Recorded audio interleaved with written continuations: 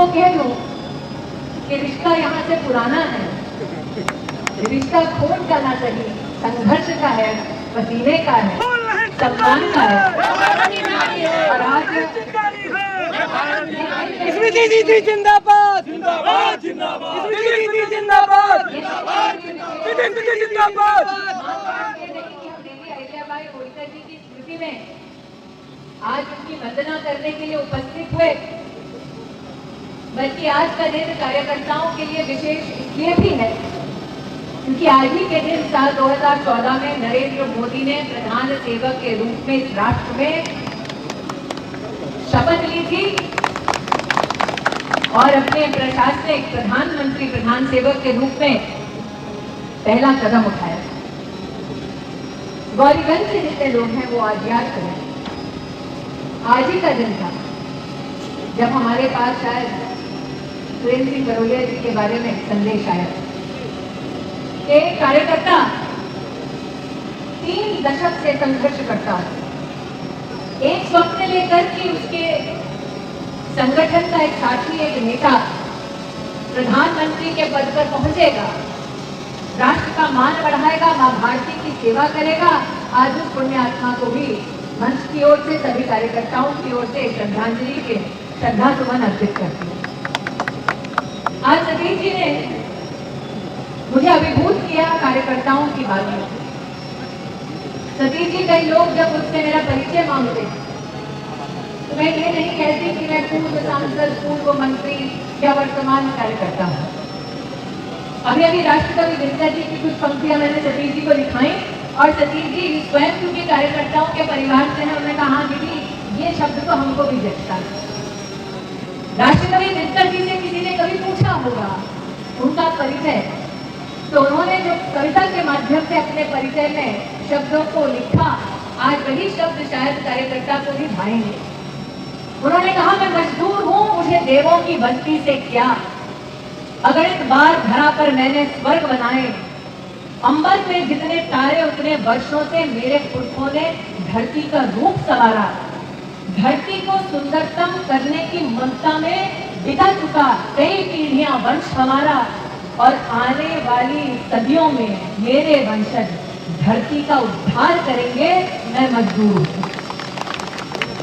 उमाशंकर पांडे जी, दयाशंकर जी आज यहाँ उपस्थित हैं, मनीषी जी विद्यमान हैं, गोविंद बाबू देख रहे हैं, मुन्ना भी आज इस सभा में उपस्थित हैं।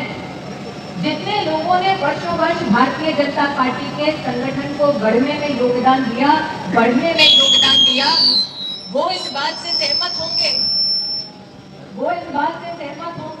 कि हमारा परिचय मात्र ये कि हमने संगठन बढ़ा और हम उस कारवां से जुड़ते गए।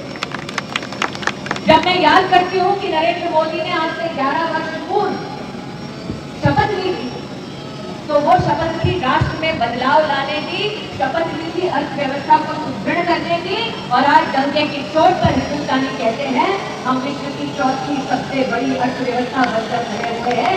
इन 11 वर्षों की यात्रा में ये योगदान हमारे संगठन ने, हमारी सरकार ने, हमारे राष्ट्र को दिया।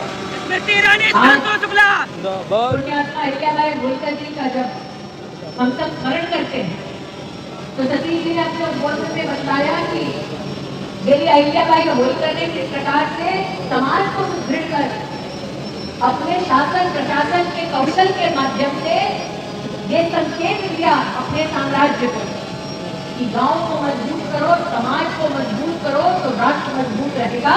आज कार्यकर्ता होने के नाते मेरा ये गौरव है आपको बताते हुए कि हमारी लोकतंत्र की सबसे मजबूत इकाई हमारा गांव, हमारी पंचायत। नरेंद्र मोदी जब प्रधानमंत्री नहीं थे, सतीश जी मात्र 70,000 करोड़ का बजट होता था पंचायत का, उससे भी कम, और इन 11 वर्षों में वो बढ़कर 2.5 लाख करोड़ हो गया।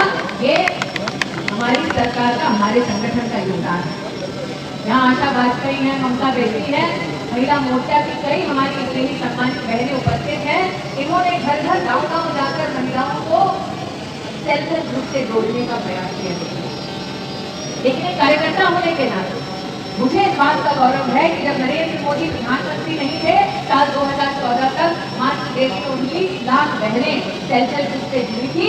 आज हमारे देश में 9 करोड़ बहनें 30 दौलत से ज्यादा का कार्य गांव में कर रही हैं। और उन बहनों को जब 2014 में सरकार आई तब मात्र और मात्र 80,000 करोड़ पूरे देश में बहनों को दिया गया था।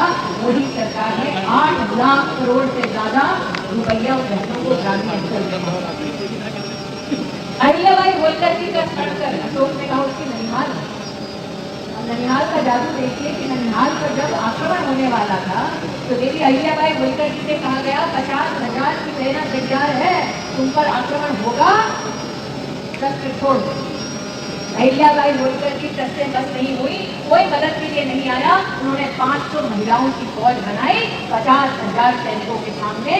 वो 500 महिलाएं डटकर खड़ी हुई कि और भले कोई ना आए, हम अपने राज्य और राष्ट्र की सुरक्षा के लिए कटिबद्ध है। और 50,000 की फौज के सामने, दुश्मन फौज के सामने मात्र 500 महिलाओं ने तलवार उठाई। और इसलिए आज मुझे ये कहते हुए बहुत खुशी होती है कि वो अमेठी में जहाँ फैक्ट्रियां बंद थी आज से 11 साल पहले, आज ये वो अमेठी बन चुकी है जहाँ पर अशोक ने और आपने सतीश जी कहा 25,000 करोड़ का काम हुआ है। लेकिन उसमें से सबसे अहम जो काम हुआ वो AK-203 की राइफल की फैक्ट्री बनी। भारत की सेना को जहाँ से 35,000 गन देने का काम, राइफल देने का काम अमेठी AK-203 की फैक्ट्री से हुआ। और आज ये कहते हुए मुझे संतोष कि वर्षों वर्ष तक सेना में भर्ती का कैंप नहीं लगता। 10 साल के कार्यकाल में और 14 से 19 में हारी भी सतीश जी जीती नहीं थी, 19 से 24 में सांसद थी, लेकिन 10 वर्षों में 2 बार सेना में भर्ती के कैंप लगे और 10,000 नौजवान उससे जुड़े। ये मेरे संगठन का सहयोग, ये मेरे संगठन का योगदान। और जब यशस्वी प्रधानमंत्री जी ने, जब भारत के पहले सीएम बिपिन रावत जी ने अमेठी के बारे में इतना सोचा और राष्ट्र की रक्षा के लिए अमेठी के नौजवानों को इतना स्वर्णिम मौका दिया, तब मैंने भी ये सुनिश्चित किया कि 4 जून के बाद से लेकर अब तक मैंने पेंशन का 1 रुपया हाथ नहीं लगाया भारत की तिजोरी से। मैंने कहा अमेठी की पूर्व सांसद के नाते मेरी जितनी पेंशन है वो राष्ट्रीय रक्षा कोष में जाएगी।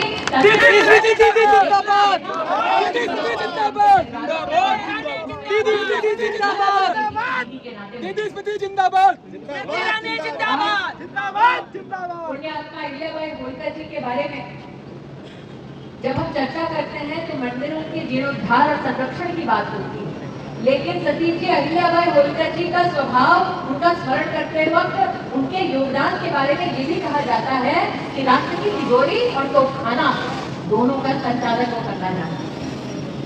व्यापार कौशल भी था, व्यवहार कौशल भी था।